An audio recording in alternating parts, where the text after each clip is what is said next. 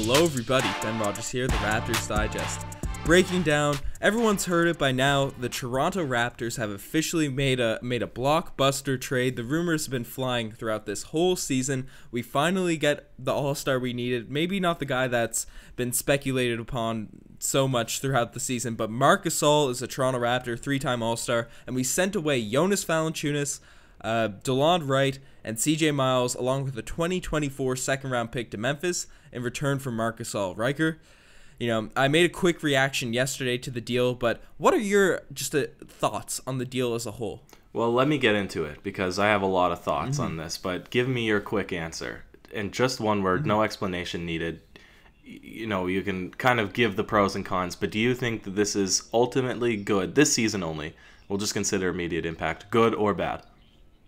Good. Okay, good, because I don't think it's good. So I'll give you the chance to defend your opinion here. But the way that I see it is Masai Ujiri is obviously, just like all the fans are noticing, right? And everybody that's critical of the Toronto Raptors, which includes the media and reporters, right? Anybody that has a critical lens on the Toronto Raptors recognizes that there's a variety of problems that the Raptors have been struggling with this season, even though they're second seed, right? But that allows everybody to have this very big room for doubt that the Raptors are serious contenders, right? Even against Boston, who's a lower ranked seed than them, against Philadelphia, and especially against Milwaukee Bucks. Now, the three big problems. One, three-point shooting. That's obvious, right? Yep. Especially late games, just consistency in general. They don't have a lot of three-point shooters. The second problem is the reason that we had these trade deadline deals or options a month ago was because we initially started discussing how there was a lack of depth or there was a lack of playmaking at the point guard position, right? And now, of course, we're gonna with Lowry's injury, especially with Lowry's injury, who still we're not sure if he's going to come back consistently from. Now, there is the argument to be made that having an 8-man roster and having no ambiguity now with Fred VanVleet, this could be a better thing. But point guard depth, okay. And then the very third thing was we need to be able to contend with whatever style of basketball it is that we're playing against. So these three things, what do we do in this deal? We effectively get rid of one three-point shooter. Of course, he's not a good one, right? We get rid of... Okay, sorry. And the fourth biggest point, I guess, is do we have young pieces if Kawhi leaves and we're not as successful as we want it to be? And then even the fifth piece is how do we contend against the teams like Milwaukee? So now what are we effectively doing with this trade here?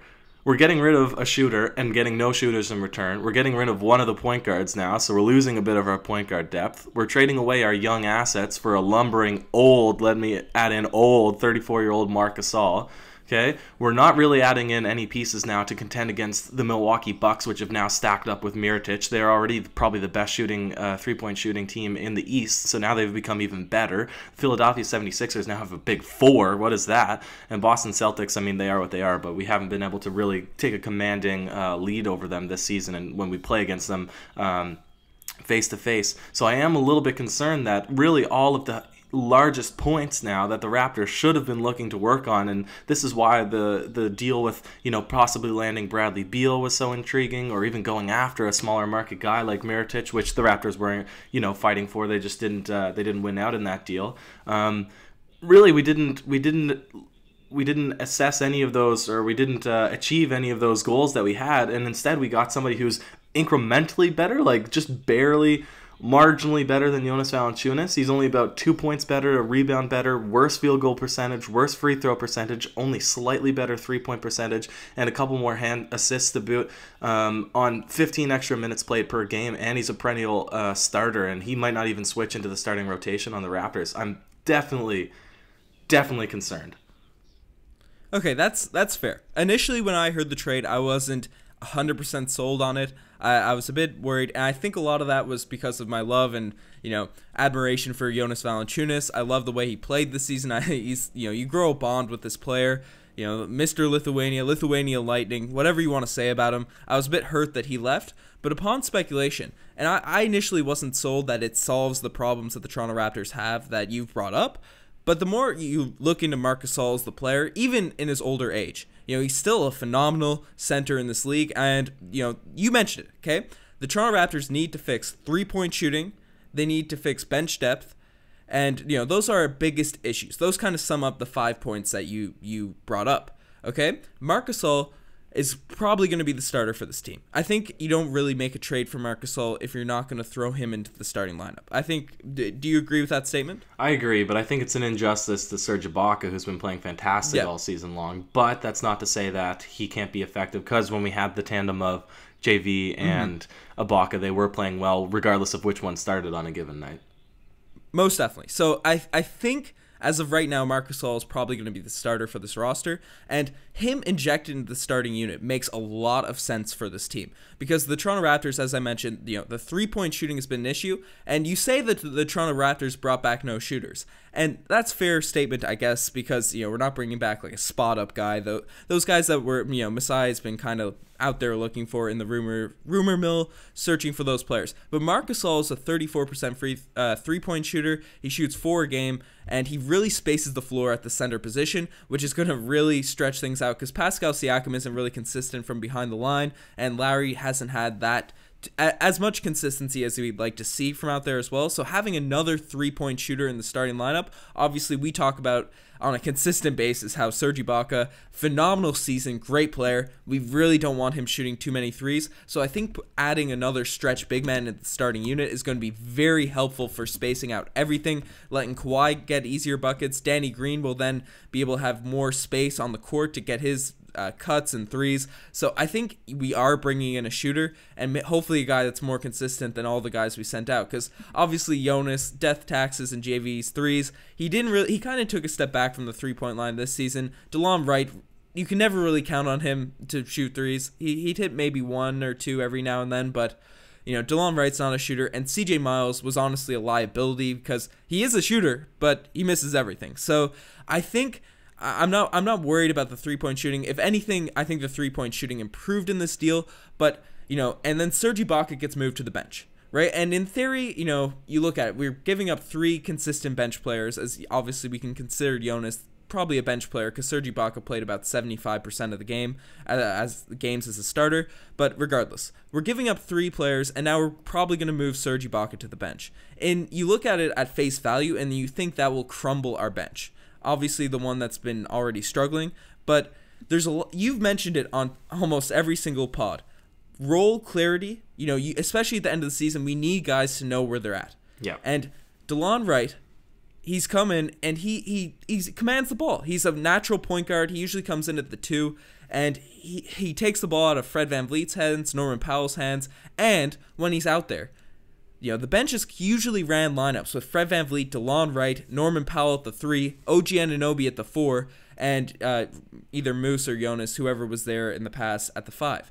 Right now, with DeLon Wright gone, you can slide Norman Powell and OG Anunoby back into their normal positions, and obviously one game is but a minor sample size. Now this is okay. Go ahead. Having Norman Powell and OG at their natural positions, I think is an area where they'll thrive better, and there's a huge buyout market coming to get those shooters that we need.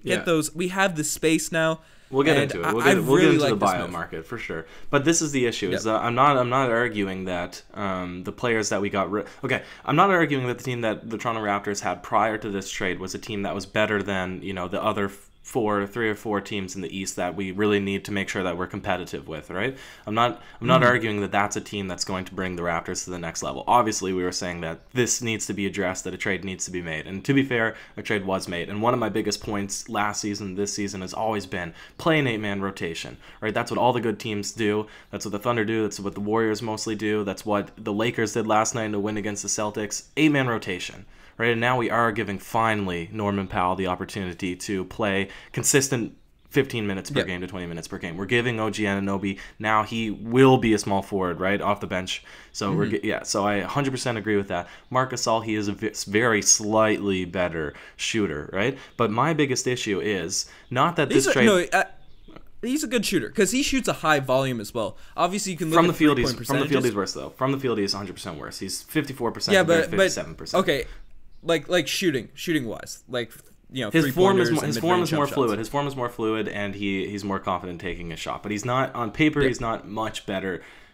He's even a little bit worse than Jonas Valanciunas. But anyways, That's not the point that I'm getting into. Higher usage. My issue is that, okay, we can look at the trade for the Raptors, just the Raptors, and did they make them maybe a little bit better? Yes, maybe it made them a little bit better. We'll have to see now when the games start playing. But my issue is when you compare it to what the trades are of the other teams that they need to be competitive with in the East, they didn't make the impact that I was hoping that the Raptors would make, because their name was in the mix for every big name trade that was out there, right? And even littler guys. So this is why the buyout market will be so important, is because they really didn't do anything to solidify the Raptors team. If anything, I think the Bucks even took a further step ahead of the Raptors now, so it's going to be an uphill battle into determining how they're going to beat them. It's not going to be a given. I'd say the Milwaukee Bucks definitely have a leg up. The 76ers might even as well, unfortunately to say. And now we're also trading away Jonas Valanciunas and DeLon Wright for no extra pieces. I would have liked to see something to sweeten up the deal, which is who I would have assumed would have been, leverage in the offseason or next season to swing into a trade for a younger asset. But now we're left with Marc Gasol, who's got 1-2 years left before he starts becoming kind of obsolete in the league as well. Well, you mentioned you think that the Toronto Raptors didn't make a trade that really impacts. I guess aside from Tobias Harris, do you think that these other teams received a player that's better than Marc Gasol? Because Marc Gasol is out here, and in my opinion, he's a legitimate second option on a team that can go deep into the playoffs. I would say Marc Gasol is definitely the best player that was traded by the trade deadline. Right? He is the best player. Yeah. He's better than Tobias Harris, I would argue.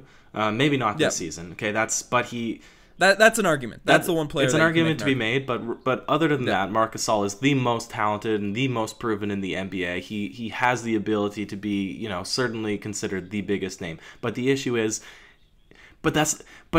his talent, his skill set is not what's going to cause a huge ripple in the Eastern Conference, right? A trade like Mirotic ends up being the most impactful trade of the entire trade deadline in the East, because he comes out and adds something that the Bucks are absolutely, that puts them above and gives them that competitive advantage. Marc Gasol doesn't give that.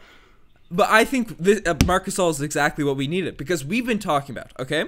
Kyle Lowry, phenomenal player. He facilitates everything. He does everything at such a high level, except this season scoring the basketball. As a second option, we really need a player that can put the ball in the hoop. And Pascal Siakam, for people that listened to the post-game pod last night, he is a legitimate scorer. He's going to be a legitimate player, but we can't really in the season we're going all out, we can't put all of our faith in Pascal Siakam as the main second option on the offensive end.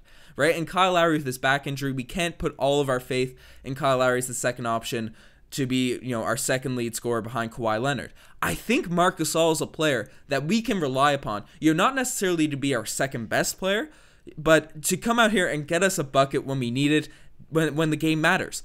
Marc Gasol is one of the most reliable big men. Even in the seasons you mentioned, he kind of regressed this year. But Marc Gasol is a guy that you can certainly give the ball to in the mid-range, in the mid-post area, and he'll get you an easy bucket, an easy mid-range jump shot. A guy that's reliable to kick the ball out to and hit a corner three, hit a three above the break. Marc Gasol is a player that we can legitimately look at on the scoring end, because Lowry's going to be our second option every other area. Pascal Siakam's still young, and, if Pascal Siakam is our second option with Marc Gasol as a third, that's even better, but he is a guy that you can rely upon. And I think the Toronto Raptors just need reliable pieces no matter the position we're at. And obviously, it sucks to give up Jonas Valanciunas, and you mentioned Jonas Valanciunas' field goal percentage, but they take very different shots.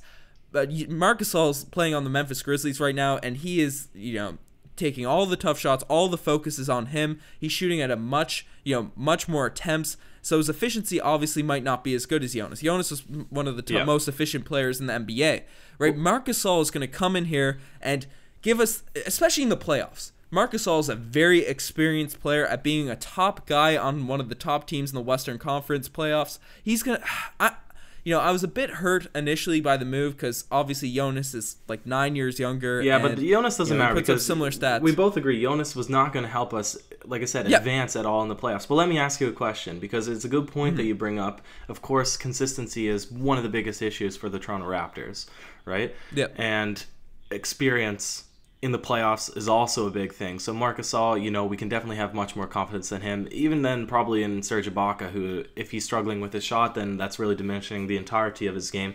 And then also you bring up the point in regression and stats. But, Marc Gasol in some categories has actually improved his game this season. But It's intriguing that Kawhi Leonard, for the majority of his career and coming up to become the player that he is, he played with a dominant Hall of Fame big man in Tim Duncan, who was a traditional big man by all categories, right? Yep. So he has the ability to understand in a system, if Nick Nurse can play it properly, of course, in a system, how to become still a threat and be a scorer, and then also have a guy that demands the ball down the post, or at least to use him down the post because he's competent. But Kyle Lowry, and we're not going to talk about any of his time prior to the Raptors because the significant portion of his all-star career has been in Toronto, has never played with a man who actually is deserving of getting the ball consistently in the post, because for the majority, we've had Jonas Valanciunas, who we've seen the Raptors did not like to pass to very much when he was a starter because he's out of control in the post for the majority of the time. Do you think Kyle Lowry will be able to actually run a system that a postman is integrated consistently? Because I don't even really consider Serge Ibaka a center. He plays most of his time out at the elbow or even out at the 3-point line. Yeah. No, Kyle Lowry's one of the best facilitators in the NBA. Kyle Lowry's going to, the thing you mentioned, Nick Nurse. We can be very critical of Nick Nurse in some areas this season. I don't know if he's lived up to all of the hype necessarily, but one area that he has really shown an ability to coach is getting the most out of the 5 position. We've seen Serge Ibaka completely revitalize his career. Jonas Valanciunas, when he was playing probably his best season this season as well before he got hurt. I think Marc Gasol is going to come into the system and be used effectively. Kyle Lowry is one of the best facilitators in the NBA. He can run this offense to get players involved. I think there's no debate about that. Kyle Lowry, he's for most of the season, especially when he was healthy, he was leading the league in assists. I have no worries on that front. And you mentioned it. Marc Gasol is going to be a player that we can give the ball down to in the post, and we can make plays out of Marc Gasol. We saw it over the summer. Nick Nurse was trying to get Jonas Valanciunas and Serge Ibaka to be more of a dribbling big man, be able to run the offense through the mid-post, high-post area, right? And we've seen them improve in that area significantly, and especially Serge Ibaka. He's been able to create shots for himself in the mid-post, but the one thing about Serge Ibaka, and we kind of make fun of him every now and then, he doesn't like to pass the ball. He's not a good player at setting things up for his teammates. He's great at creating shots for himself. He can finish the ball, and it's not necessarily something you need out of the 5 position. But Marc Gasol for the month of January has been averaging 5 assists per game. Everyone talks about Nikola Jokic. Marc Gasol is also one of the best passers in the NBA. I think he's actually the number 2 passing center behind Nikola Jokic this season. Exactly, right? So having a player that's traditionally, that's game that's built around facilitating for the rest of his team. In the Nick Nurse offense, we give the ball to our center to create for other players. So I think Marc Gasol inserted into that lineup will be even more effective than Serge Ibaka and Jonas Valanciunas were, despite having similar numbers, this season. I think when you put him into this sort of system that's built around the 5 position, creating things for his teammates, Marc Gasol fits in perfectly. All right. We're going real long. There's been some arguments on both sides. You're a bit more pro Gasol than I am. I'm still a bit critical, a bit concerned, but it's certainly, I'm willing to bite my words once I see it in action. We can both agree that the buyout market is extremely important, which we're going to get a podcast going with. Right now, we'll probably boot that soon, and we'll boot it up tomorrow. I'm excited to see what everybody has to say about the Marc Gasol trade, and try to limit the comments to, just being sad about Jonas Valanciunas. Of course, we're all sad about Jonas. He's a great guy, but let's, do you guys think that this will actually benefit the team this season and moving forward? I miss Jonas. Basketball-wise, I'm pretty happy with this deal, but why did Jonas have to go? Yeah, especially to Memphis. Sad. Yeah, well, Memphis will treat him good, I hope. Maybe they'll go back to Vancouver, and we won't have to be sad. Anyways, you guys are the best for listening this far. Check out the Twitter, the Instagram, all that cool stuff. Let us know in the comment section, what are your thoughts on the Marc Gasol deal? Was it smart for the Raptors? How are you feeling about it? Anyways, any last words, Ryker? Nope. Cheers.